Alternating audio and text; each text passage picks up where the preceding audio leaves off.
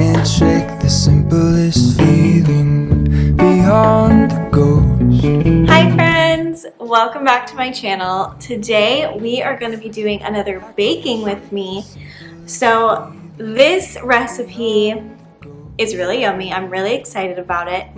We're going to be making gluten-free chocolate chip cookies, but we're going to add in a couple extra things to these cookies that I like, that I'm excited to add in, but of course you can always just make regular chocolate chip cookies with this recipe. So if you didn't know, I have to eat gluten-free. So every time I do a bake with me video on here, it's going to be a gluten-free recipe. So I've done one before, which is where I made cinnamon rolls. So if you haven't seen that video, make sure to check it out after this one. Today we're making chocolate chip cookies, and if you're a little scared of gluten-free baking, that's okay. I still am a little bit too. But this recipe is so easy. Simple, easy, and I'll make sure to write it all down below. I found this recipe originally on Instagram, and I'll link the Instagram post below too. I've tweaked it a little bit, just because some of the ingredients that they listed I don't have, and so I've substituted them, and I'll make sure to let you know what that is when we get to it, but most of it is exactly from this Instagram post, and I found it probably over a year ago, and I feel like I've perfected it, and I want to share it with you because I know that it's really intimidating to gluten-free bake, and every time that I have tried a recipe, sometimes they're really good, sometimes they're not, and I know this one is good. So I'm really excited to share it with you.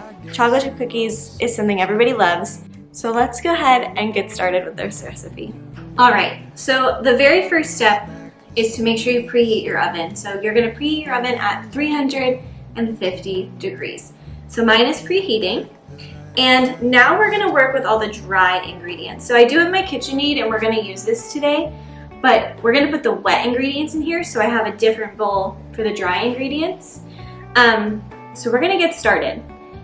There are lots of different gluten-free flours out there, and on this recipe, it wants you to use, on the Instagram recipe, it wants you to use almond flour, coconut flour, arrowroot flour, and I think that's it. Let me double check.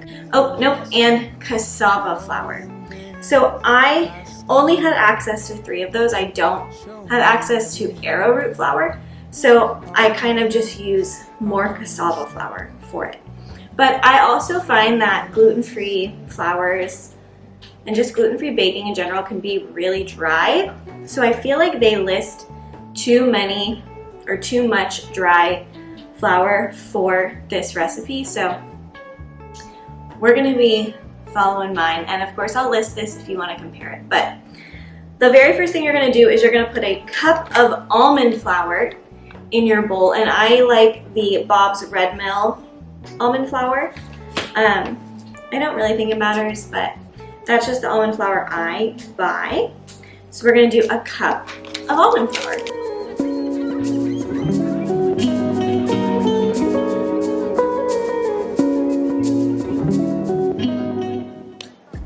And almond flour has a lot of these little like chunks in it that, you know, can crumble easily, but that's just the consistency of that flour.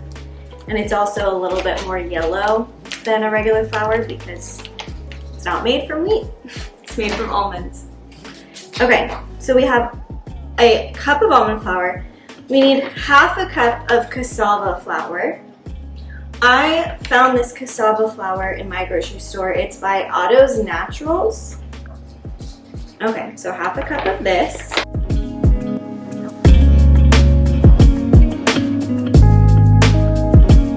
My hands are all full of flour already. And then a quarter cup of coconut flour. I also use the Bob's Red Mill coconut flour, and I guess I really like it. Coconut flour also has, excuse me, you are not allowed to be here. Coconut flour is also kind of like a yellowish tint to it, but we're only using a quarter cup of this.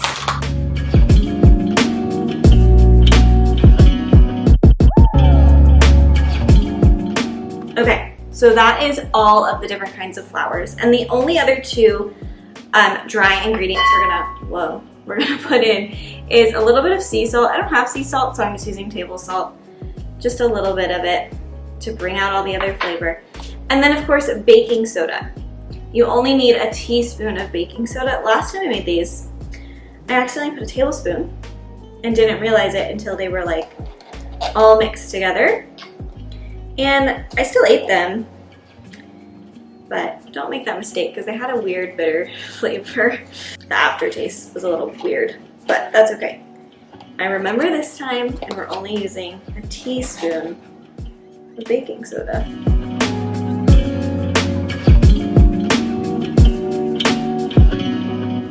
All right, now that we have all of our dry ingredients, we're going to mix them together with a spoon.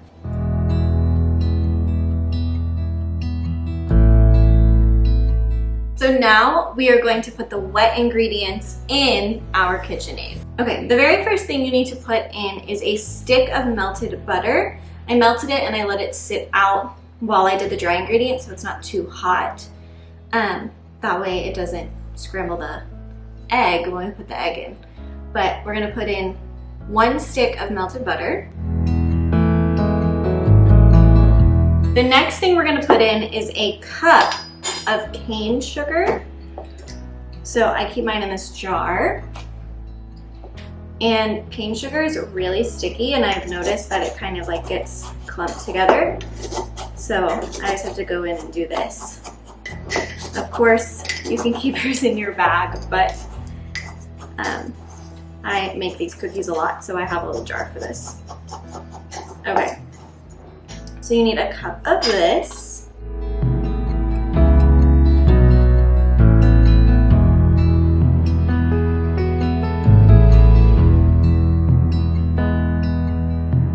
And then you need 1 egg.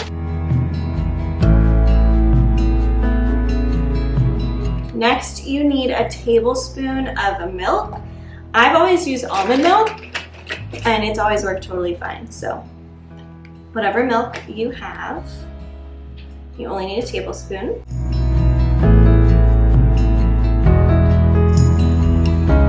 And then the last thing you need is 2 teaspoons of vanilla. And it's always okay if you get a little bit extra in there because vanilla makes these cookies taste really delicious. Once you have everything in here, you're going to use the beater attachment, or of course just a whisk if you don't have a KitchenAid.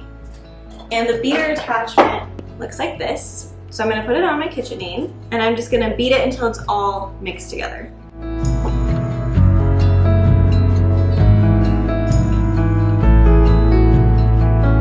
Now that this is all combined, I'm gonna put about 1/3 of a cup at a time of my dry ingredients while this is mixing, so I get a consistency I really like and I don't have too dry of a batter. Now, if you watched my cinnamon roll video, you will know that I put in a little bit too much flour and they were a little dry. So something I've learned with gluten-free baking is put it in the dry ingredients a little at a time, because if you put it all in at once, it could feel like it's too dry. So that's what we're going to do. We're gonna put in 1/3 of a time while this is mixing. 1/3 of a time, 1/3 of a cup at a time.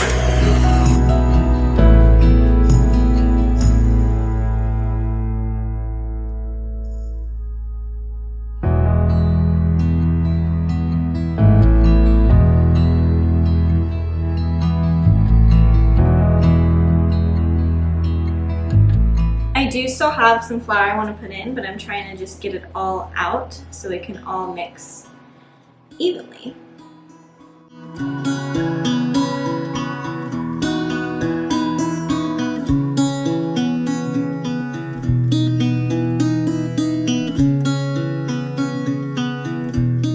Okay, so I have finished mixing it, and now comes the fun part where we get to put in the chocolate chips and things.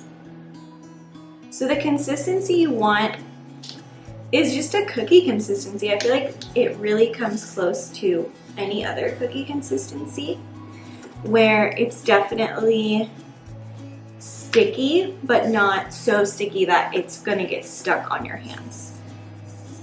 So I'm just pushing it all to the middle.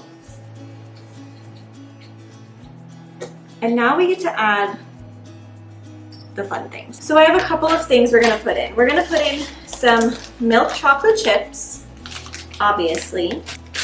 We're gonna put in these pastel M&Ms because it's still springtime. And I'm also gonna put in some of these walnuts because I like nuts in my cookies. So again, these two things are optional. Chocolate chips is really all you need.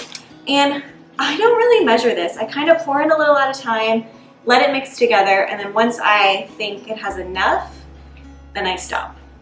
But I like a lot, so there's gonna be a lot in here. I also quickly wanted to show you how much flour we had left. Not that much, but I'm happy I didn't pour it all in because I think it would be a little too dry if I had.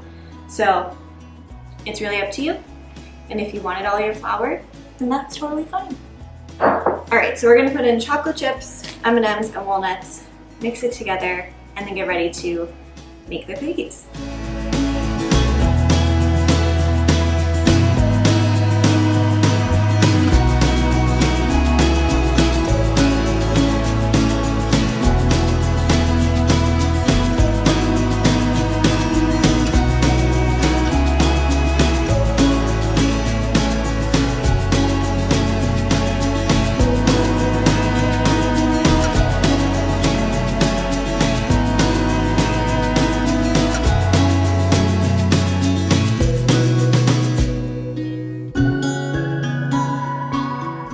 Okay, so now what we're gonna do, I'm gonna spray my cookie sheet with some cooking spray.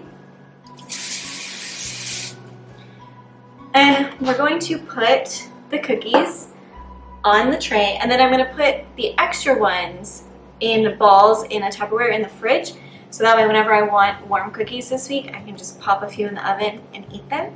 And that just makes them perfectly warm and fresh tasting every time. So let's get to rolling these cookies.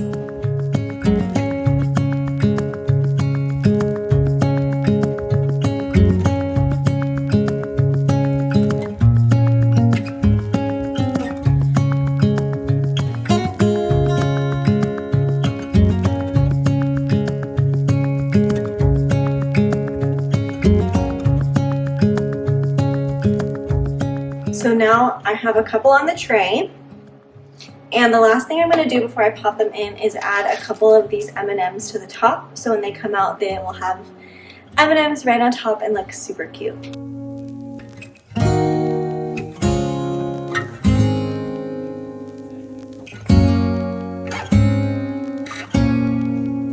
Okay, so they're in the oven for 13 to 14 minutes. Maybe 12 to 14 minutes, depends on how big you made them. I put 14 because I kind of made these a little big. So when they are done, we will take them out and we'll taste them.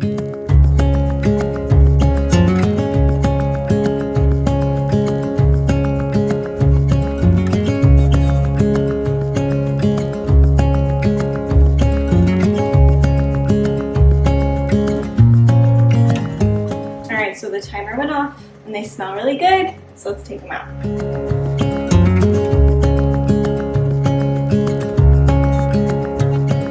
All right, so they're out. I'm gonna put them on a little plate to cool, and then we'll get to taste them. They're a little chunky, which I kind of expected because I put lots of filling in them.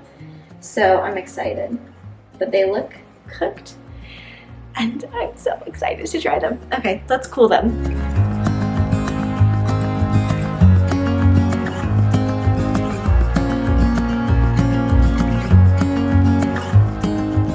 Okay friends, look at these delicious cookies. I'm so excited to try one. So we're gonna try one. Sorry, I was just staring at them. Okay, this is the one we're gonna try. It's not too big, not too ooey gooey. Let's see if I can get like a good shot of this. All right, here we go. Ooh. Definitely ooey gooey on the inside. Lots of M&Ms. So, okay, they're burning my hands. All right, here we go. Wow, I'm really close.